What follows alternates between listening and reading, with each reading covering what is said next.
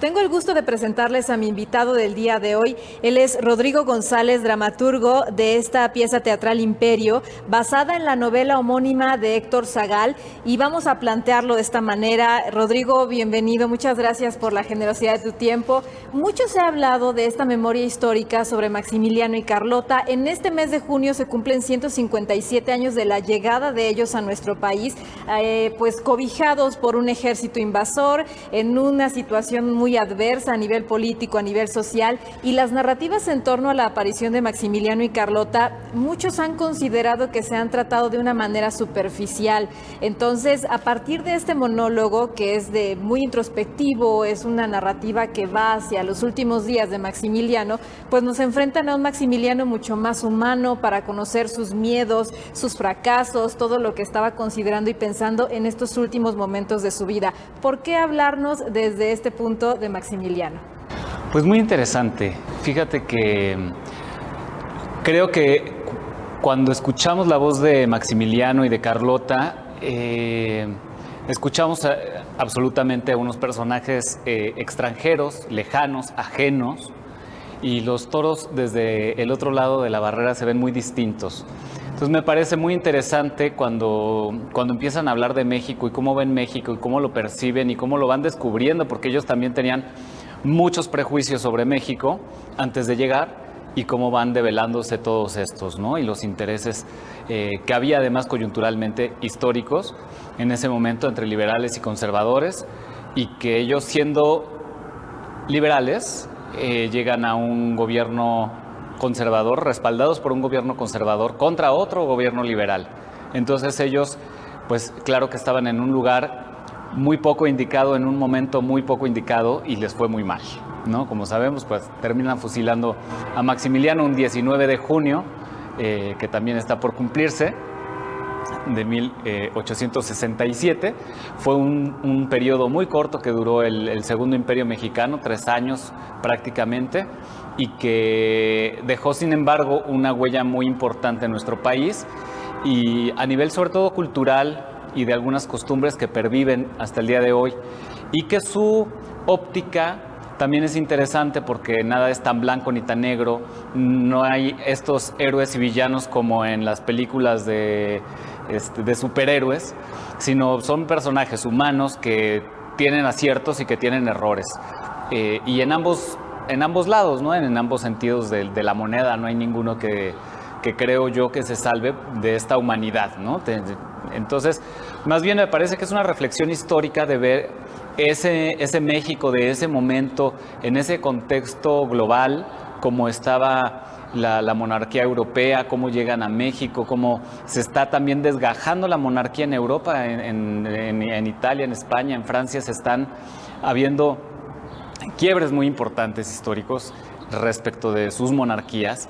Y en México, pues encuentran como una veta de posibilidad enorme, que dicen, es que aquí nos sentimos muy identificados con el Imperio Maya, ¿no? En Yucatán, y ahí sí nos reciben como emperadores que somos, ¿no?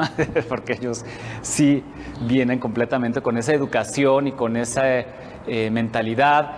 Carlota además es una mujer muy interesante, adelantadísima a su época, criada junto a su hermano Leopoldo II, quedó huérfana de madre a los 6 años, entonces el padre la coge como pues su favorita y la educa junto con su hermano al mismo nivel, como si fuera un varón de la época, que está mal que se educara distinto, pero así era, y a ella le dan las mismas oportunidades de educación que a su hermano, y entonces sabe de artes, de literatura, de idiomas, de estrategias de guerra, de política, de institucionalidad, de todo.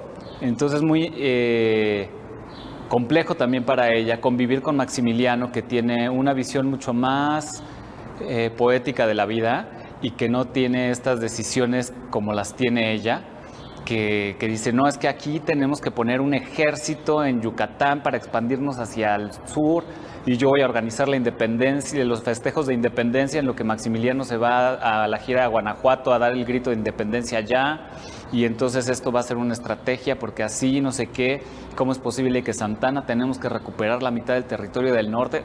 Pues con una mentalidad imperial, ¿no? De imperio, de expansión, de gobierno, con sus prioridades, con sus jerarquías, que tiene ciertos valores interesantes que ver, ¿no? Claro.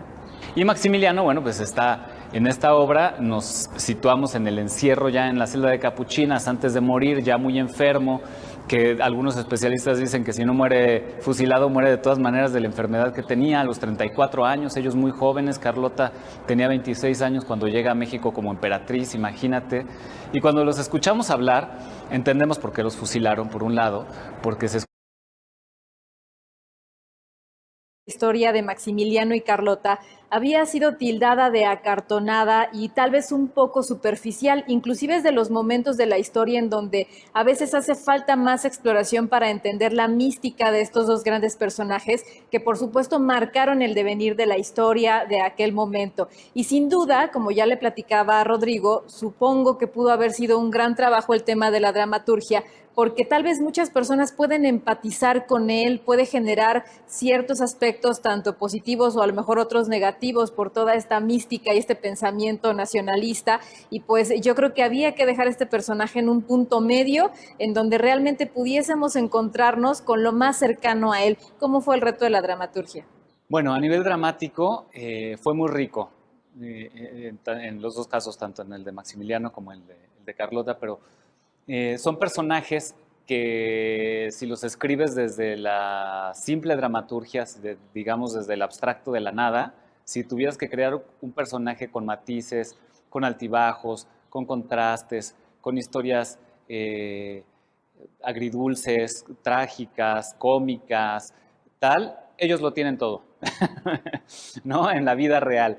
Entonces, en ese sencillo trabajo, por un lado, de observarlos. Creo que el trabajo dramático fue observarlos, observar a Maximiliano y verlo ahí, ¿no? En toda su humanidad y en todo su contexto, y entonces él mismo tiene todas esas características que para la creación de un personaje son muy ricas, ¿no? Y como dices, era un hombre muy sensible, pero no por eso frágil, sino al contrario, era un hombre bastante fuerte, muy enérgico, y también había sido formado para tener a su cargo un imperio desde niño, ¿no? O sea, toda su vida estaba educado para gobernar como emperador en uno de los imperios más largos de la historia el imperio austrohúngaro, que llevaba 700 años gobernando el mundo entero. Entonces, claro que tenía un bagaje y una fuerza, y entonces no es ese pusilánime emperador, desde mi punto de vista, o ese pusilánime hombre mangoneado por su esposa. Carlota, claro que tenía un temperamento fuerte, claro que tenía el respaldo de su padre, que en ese momento el gobierno belga, el imperio belga era el más acaudalado del mundo, entonces digamos que era la princesa más rica del mundo, y eso la ponía en una cierta posición, pero los que tenían los 700 años antes en un gobierno expandido y sólido, pues era el imperio austrohúngaro. Entonces, ahí tenemos todo ese contexto histórico, pero la humanidad, digamos, de Maximiliano, ese yo interno que él nos puede manifestar, siendo el segundo hijo, no le correspondía la corona austriaca, sino que tenía que esperar a que su hermano muriera o alguna cosa así para poderla heredar, y no se veía muy claramente que pudiera suceder. Le llega este ofrecimiento, se lo plantea Carlota, no estaban muy seguros, finalmente pues ella siempre había querido ser emperatriz, él también tenía esas aspiraciones, y entonces dejan esa vida cómoda de príncipes y toman las riendas de un imperio y de una nación enfrente, ¿no? Como se avientan a la aventura y bueno, encuentran cosas maravillosas, y también hay momentos muy brillantes de su mandato, y entonces él también se siente como ciertamente respaldado, confiado, pero pues creo que sigue pasando ahora, ¿no? Cuando llegan cualquier persona de algún país extranjero de esta naturaleza y llega a la cultura mexicana y se da una vuelta por la Ciudad de México, lo que sea, no entienden muchas cosas que son culturales, ¿no? Y si se quedan a vivir aquí, también pasan muchos años y hay cosas que no comprenden de cómo nos comportamos, de cuáles son nuestras costumbres más arraigadas y nuestro pensamiento colectivo más profundo.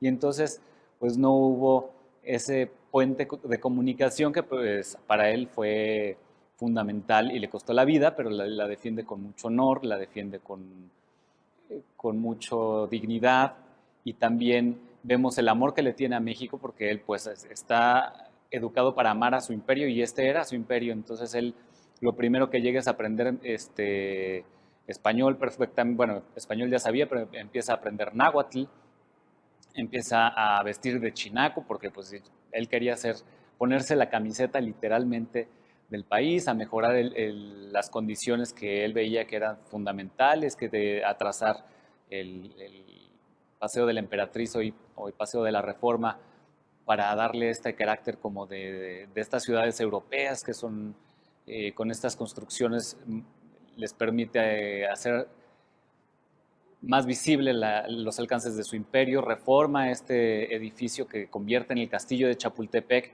y es uno de las herencias que nos deja, que es el único castillo que hay en Latinoamérica, y pues lo tenemos nosotros y estamos aquí presentes gracias a ese trabajo que hizo Maximiliano. Empiezan a tener costumbres. El primer arbolito de Navidad en México se puso aquí y eso pues los aristócratas mexicanos lo empezaron a copiar y después ya al día de hoy, bueno, es una costumbre, digamos, expandida en todo el país, que nos costó la tala de muchos árboles, o desaciertos como el de Carlota de llevar lirios al canal de Xochimilco para que se viera más bonito, y claro, ahora es un problema porque pone en peligro a los ajolotes, a los...